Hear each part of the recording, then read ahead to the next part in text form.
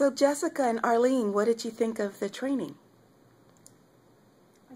Sure. I thought the training was very informative. I had some ideas of what I wanted to learn. Being introduced to Neighborhood Nexus on a project that I was working on last year, I got a really good sense of the information, but not necessarily how to use it or how to access it. So one of the things that I really liked about it is that it kind of took the guesswork out of utilizing the website and getting the information down off the website. And I thought it was a really informative training.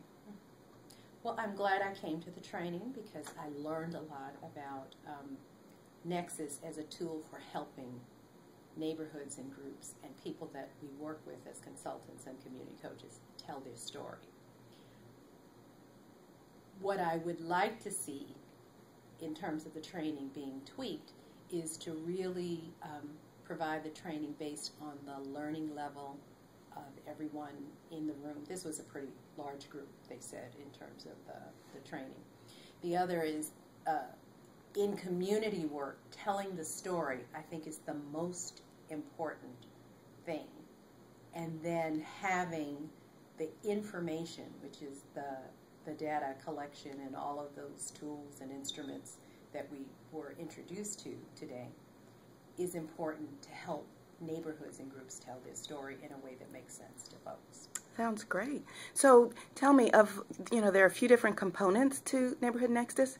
What jumps out at you of everything that you saw as being one of the first things that you think could be used, or one of the most important aspects of it?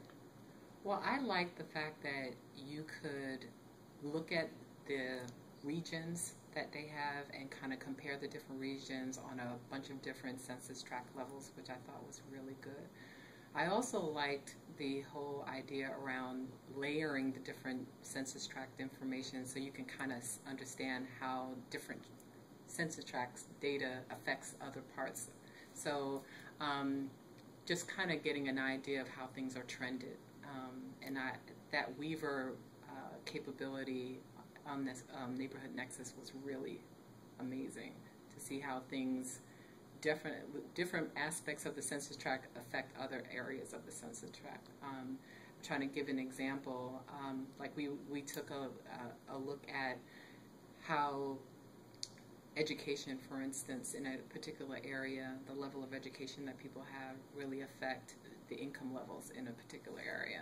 Mm-hmm. So, and I think people being able to identify those areas and fully define their neighborhoods based on those census tract data in a way that can be useful to them by applying for different funding dollars, or being able to advocate for themselves to a local politician, or to be able to actually, do some work in their own community around educating the community around the actual what's available to them, or what's in the community in terms of who's there, who's not there, what kind of foreclosures are in the area. All of those kinds of things is just extremely useful. Great. Mm-hmm. To complement what Jessica said, thank heavens for Nexus now, primarily because prior to Nexus being introduced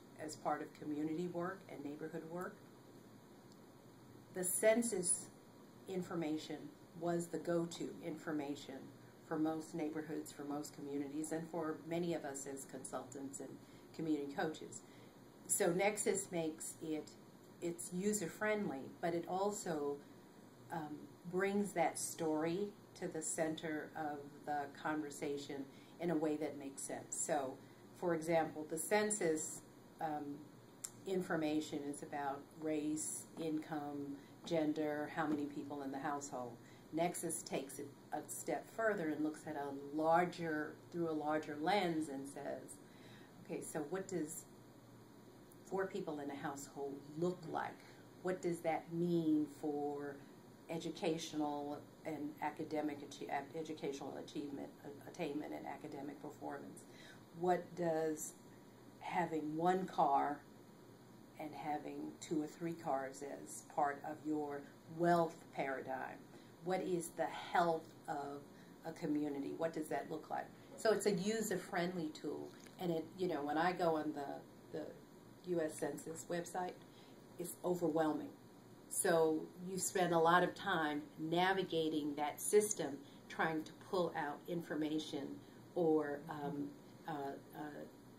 data that is going to help you tell your story.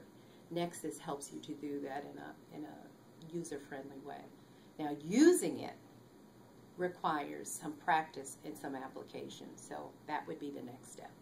Great. Some coaching is certainly required. I don't want people to think, unless you are one of those statisticians out there who really likes to crunch numbers and whatnot, you will be able to just jump on and probably get the information that you need, but it does require some coaching, especially with the groups that we work with through the Community Foundation. We know that we will be, you know, sitting and assisting with the data collection in such a way that this information can make sense Right. to them.